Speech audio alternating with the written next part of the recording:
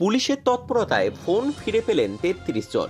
হাসনাবাদ থানা এলাকার বিভিন্ন জায়গা থেকে চুরি হয়ে যাওয়া এবং হারিয়ে যাওয়া ৩৩টি স্মার্টফোন উদ্ধার করে মঙ্গলবার গ্রাহকদের হাতে তুলে দিল হাসনাবাদ থানার পুলিশ।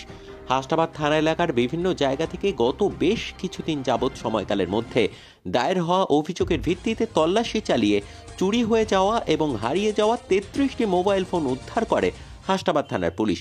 উদ্ধার হওয়া ফোনগুলি মঙ্গলবার ফোনের প্রকৃত মালিকদের হাতে তুলে দেওয়া হয় হাসনাবাদ পুলিশের তরফে। হাসনাবাদের এসডিপিও ওমর আলী মোল্লা এবং হাসনাবাদের আইসি গোপাল বিশ্বাসের উপস্থিতিতে ফোনগুলি ফিরিয়ে দেওয়া হয়।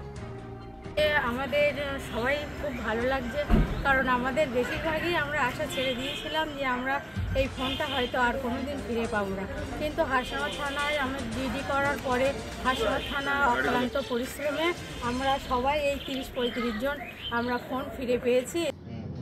কোনো ধর্ম নিয়ে একটা পোস্ট করেছিল,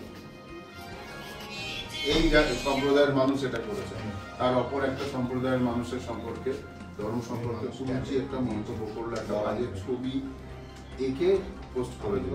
সঙ্গে সঙ্গে কে করলো না করলো সেসব না দেখে ছুটলো তার পেছনে, চল মার, এখানে ঘর বাড়ি জ্বালিয়ে দিল, ওখানে শুরু হয়ে গেল।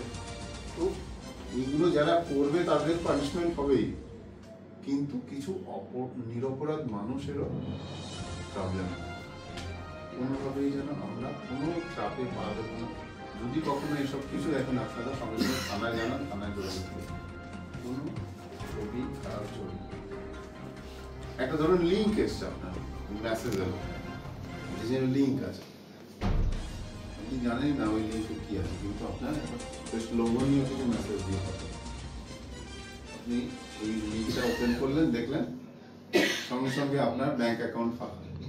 কারণ কি ওই লিঙ্কটা কি ছিল, আপনার মোবাইলটা পুরো কোলন হয়ে চলে যাবে, মানে আপনার মোবাইলে যা আছে সেটা কপি হয়ে তার মোবাইলে বা তার ল্যাপটপে তার কম্পিউটারে চলে যাচ্ছে, সব কিছু হ্যাক হয়ে যাবে, আপনার নিজের সিমটা বন্ধ হবে।